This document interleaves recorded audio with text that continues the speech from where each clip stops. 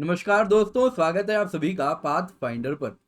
तो दोस्तों, जैसा आप जानते हैं, छठ के महापर्व की शुरुआत हो चुकी है और हर साल दिल्ली के कालिंदी कुंज से कुछ इस प्रकार की तस्वीरें साल दर साल वायरल होती है। तो हर साल छठ के वक्त आप देखेंगे कुछ इस प्रकार से महिलाएं एवं पुरुष सूर्य देव को अर्घ्य चढ़ा रहे होते हैं और उसमें यमुना की ये दुर्दशा आपको देखने मिलती है। और दोस्तों, ये तस्वीरें कालिंदी कुंज से ही देखने मिलती हैं। तो सवाल यहाँ पर उठता है, आखिरकार क्या कारण है जो कालिंदी कुंज वाले इलाके में यमुना की इस प्रकार की दुर्दशा आपको, मुझे और मीडिया को देखने मिलती है। तो आज की इस क्लास में हम इसी पर चर्चा करने वाले हैं कि आखिरकार यमुना में फ्रॉथ बनता क्यों है। तो दोस्तों, इससे पहले आगे बढ़े, यमुना नदी से रिलेटेड कुछ सवाल हैं, तो आप चाहें तो इसका जवाब चाहें तो अभी आंसर कर दें, नहीं तो क्लास के बाद आई एम प्रीटी श्योर आप इसका आंसर कर पाएंगे। तो दोस्तों, मेरा नाम किंजल चौधरी है और मैं आप सभी का स्वागत करता हूं पाथ फाइंडर पर। आप मुझसे मेरे टेलीग्राम चैनल पर जुड़ सकते हैं, जहां पर लेक्चर के बाद आपको पीडीएफ अपडेट्स मिल जाएंगे। साथ ही साथ नीचे दी गई मेरी अनअकैडमी प्रोफाइल है, जहां पर आप मुझसे जुड़ सकते हैं। डिस्क्रिप्शन बॉक्स में एक लिंक है, तो अगर आपको लोन की रिक्वायरमेंट है विद रिस्पेक्ट टू सब्सक्रिप्शन, तो आप उसके लिए वहां पर फॉर्म फिलअप कर सकते हैं। तो आइए दोस्तों, आज की क्लास इसके साथ स्टार्ट करते हैं। तो न्यूज में क्या है? न्यूज में है दोस्तों, को जिस प्रकार की अर्घ्य चढ़ाते वक्त तस्वीरें देखने मिली यमुना नदी के किनारे कालिंदी कुंज इलाके में दिल्ली में, इस प्रकार की तस्वीरें देखने मिली जिसमें आपको टॉक्सिक फ्रॉथ एंड फोम देखने मिला यमुना के पानी में। तो इस प्रकार का आप देख सकते हैं दोस्तों, दिस इज फोम, जिसको आप जानते ही होंगे। तो ये टॉक्सिक फोम देखने मिला है कालिंदी कुंज इलाके में। तो दोस्तों, अगर हम यमुना नदी की बात करें तो यमुना नदी ओरिजिनेट करती है यमुनोत्री ग्लेशियर से, और ये कहां पर है? तो मसूरी रेंज में बंदरपूंछ पीक के पास में आपको देखने मिलेगी। जहां से आप देखें तो उसी के नीचे यमुनोत्री ग्लेशियर है, जहां से यमुना नदी ओरिजिनेट करती है। तो आप देख सकते हैं यहां पर। तो दोस्तों, अगर आप यमुना नदी की बात करें तो ये बंदरपूंछ, याद रखिएगा, यूपीएससी ने पूछा है कहां पर है। मसूरी रेंज में है, लोअर हिमालयाज में अगर आपको देखने मिलेगा। उत्तरकाशी डिस्ट्रिक्ट से यमुना नदी ओरिजिनेट करती है और ये फाइनली गंगा नदी से कहां पर मिलती है? तो प्रयागराज में मिलती है, जिनको पहले इलाहाबाद नाम से जाना जाता था। तो अगर आप यमुना की बात करें तो इसकी कैचमेंट साइज आप देखें तो करीबन 40% ऑफ गंगा का कैचमेंट यमुना से आता है। एंड अगर पूरे कंट्री की बात करें तो 10.7% ऑफ द एरिया यमुना के कैचमेंट एरिया में इंक्लूड होता है, यानी बहुत बड़ी नदी है यमुना। और इसके किनारे बहुत बड़े बड़े शहर बसे हैं, जैसे दिल्ली है, मथुरा है, आगरा है, एंड फाइनली प्रयागराज, जहां पे गंगा जी से ये जाकर मिल जाती है। वाराणसी कहाँ है? वाराणसी गंगा जी पर बसा हुआ शहर है। ठीक है, तो आप देख सकते हैं दोस्तों, ये पौंटा साहब की तस्वीर है। ये भी एक बहुत ही स्पिरिचुअल प्लेस है, रिलीजियस प्लेस है। ये यमुनोत्री की तस्वीर आप देख सकते हैं। और दोस्तों, ये तस्वीर है, यकीन नहीं कर पाएंगे आप, पर यह है दिल्ली की तस्वीर है। पाला नाम का एक गांव है, यहाँ पर आप देख सकते हैं दोस्तों, यहाँ पर मैप में। तो इसको मैं जूम करके आपको दिखा देता हूँ, तो आप शायद अब देख पाएंगे। पाला नाम का गांव है, जहां पर यमुना दिल्ली में एंटर करती है। तो इस प्रकार का साफ सुथरा पानी है, जहां पर लोग अक्सर नाव वगैरह भी, बोट राइड का भी सब मजा उठाते हैं। पर दोस्तों, तस्वीर बदल जाती है। कुछ इस प्रकार की तस्वीर आपको देखने मिलेगी जब आप कालिंदी कुंज वाले इलाके में आ जाएंगे। तो ऐसा क्यों हो रहा है? कालिंदी कुंज में आखिरकार ये टॉक्सिक फोम, बहुत ही पॉइजनस फोम है दोस्तों, ये कहां से देखने मिल रहा है? तो इसके पीछे जो कारण है, आइए उसको जानते हैं। तो दोस्तों, ये कारण है अनट्रीटेड सीवेज का यमुना नदी में गिराना। तो दोस्तों, ये majorly phosphates and surfactants, specially जो डिटर्जेंट वगैरह है, उनसे जब वो नदी में मिल रही है स्पेशली, तो उनसे कुछ इस प्रकार का फोम बन रहा है। दोस्तों, दिल्ली, हरियाणा, उत्तर प्रदेश, तीनों से ही इस प्रकार का टॉक्सिक अनट्रीटेड सीवेज नदी में गिर रहा है। तो दोस्तों, अगर आप देखें तो अगर हम फोम की बात करें तो इसका 1% जो कंपोजिशन है वो अगर आप देखें तो फॉस्फेट्स एंड सर्फेक्टेंट्स का बना है, और बाकी 99% composition normal air and water है।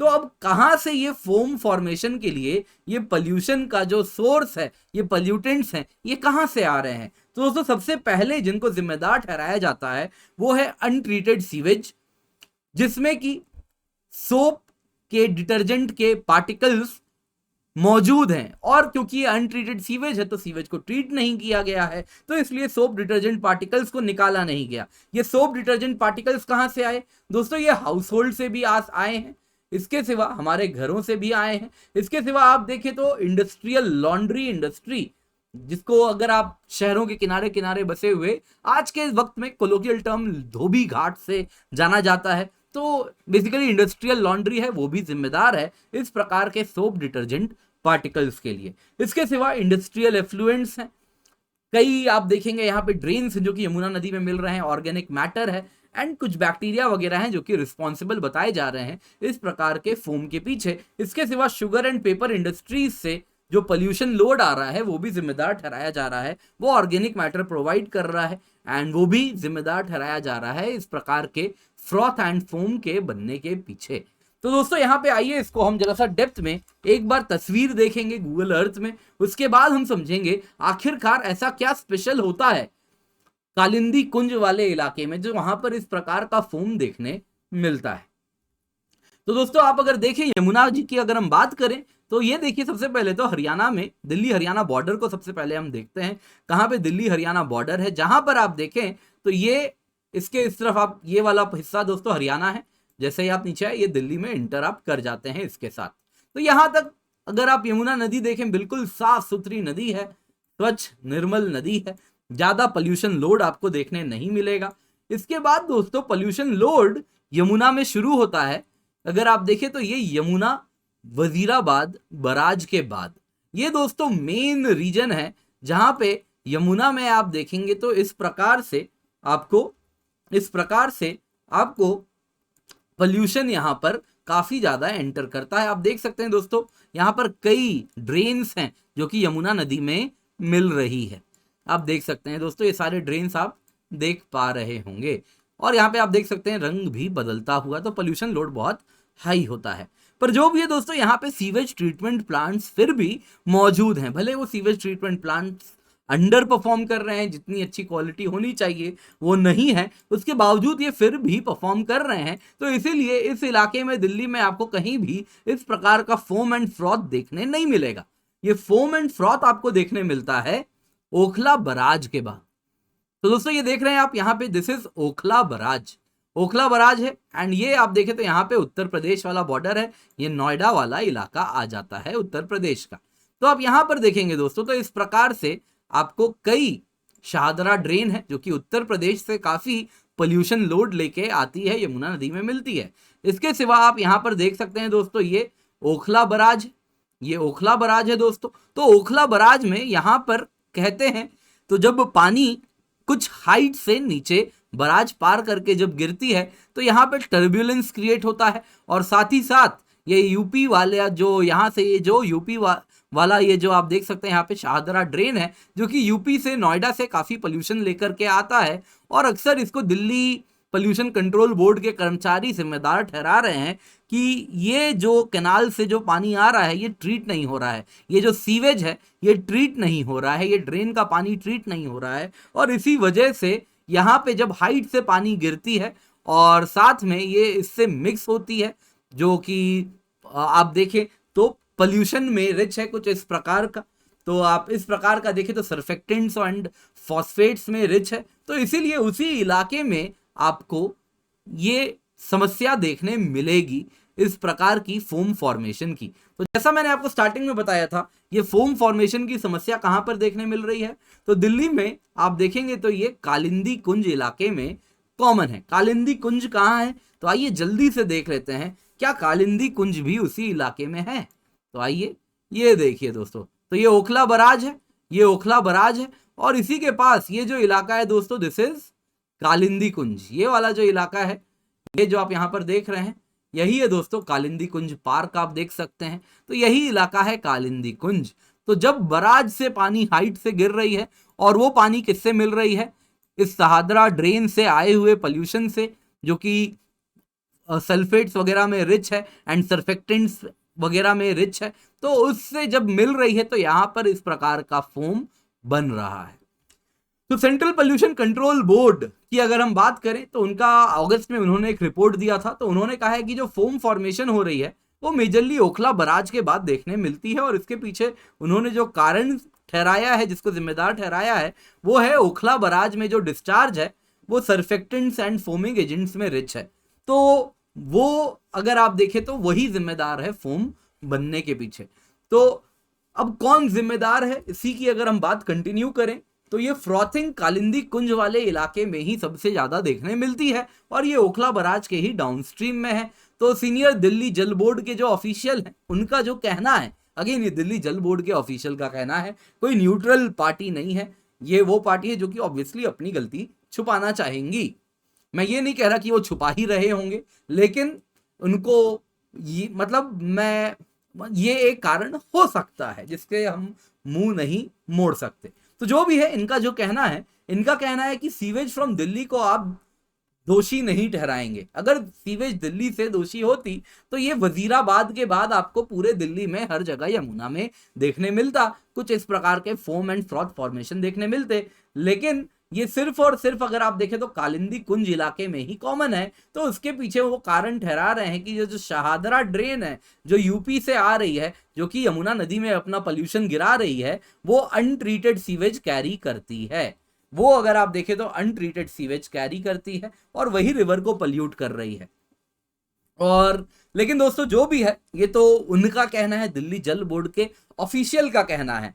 दोस्तों अगर हम बाकी रिपोर्ट्स की भी बात करें तो जो रिपोर्ट आई थी रिसेंटली, उसका कहना था, सरकारी रिपोर्ट थी, तो 22 किलोमीटर स्ट्रेच है यमुना की दिल्ली में, वजीराबाद से लेके ओखला के बीच में। तो दोस्तों इस 22 किलोमीटर के स्ट्रेच में यमुना में 80% ऑफ पोल्यूशन लोड यहीं पर है। बाकी पूरी यमुना में बस 20% पोल्यूशन लोड है, लेकिन पूरे यमुना के पोल्यूशन लोड का 80% पोल्यूशन बस दिल्ली में ऐड होता है। तो दिल्ली को भी आप दिल्ली को भी आप बिल्कुल दोष से मुक्त नहीं कर सकते।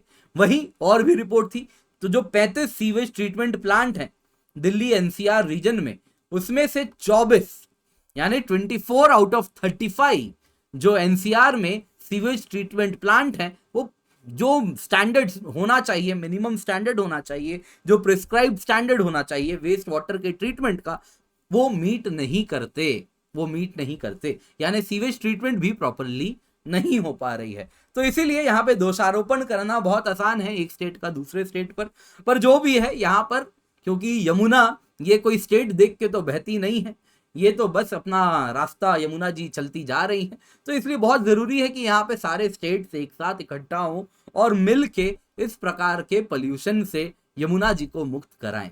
तो जैसा हमेशा चुनाव में आप देखेंगे नेतागण हमेशा प्रॉमिस तो कर देते हैं कि आने वाले दिनों में आपको यमुना में खुदा देंगे, आपको नहाने मिलेगा।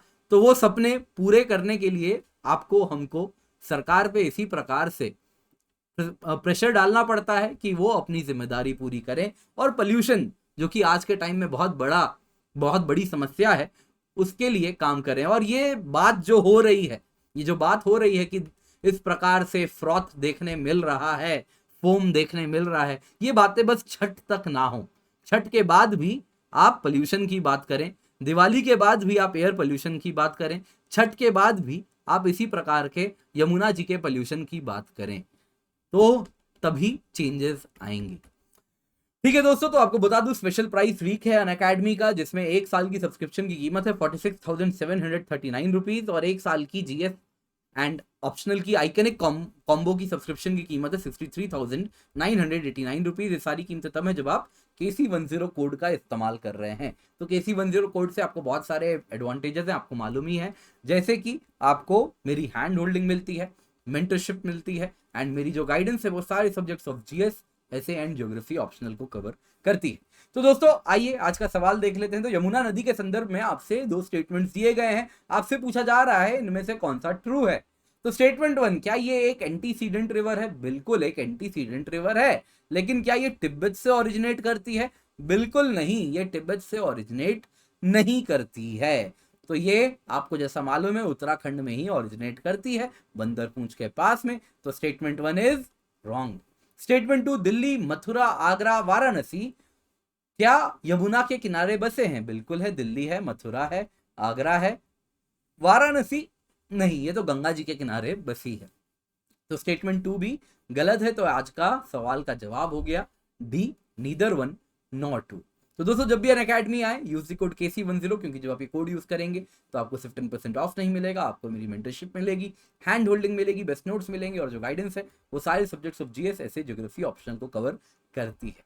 तो बस सब्सक्रिप्शन लें इस कोड से और मुझसे संपर्क करें। अनअकैडमी में इंडिया के बेस्ट एजुकेटर्स हमारे साथ जुड़े हुए हैं, आप देख सकते हैं अनअकैडमी लर्नर्स हैं, 170 प्लस लर्नर्स हैं जिन्होंने एग्जाम क्रैक किया है।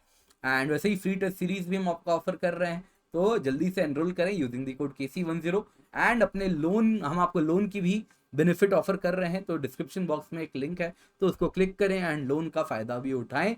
तो 0 प्रोसेसिंग फी में लोन आपको मिल जाएगी। 2 साल की प्लस सब्सक्रिप्शन की कीमत है 64,800 रुपए, 2 साल की आइकनिक सब्सक्रिप्शन की कीमत है 1,04,175 रुपए। तो ये सारी कीमतें तब है जब आप KC10 कोड का इस्तेमाल कर रहे हैं।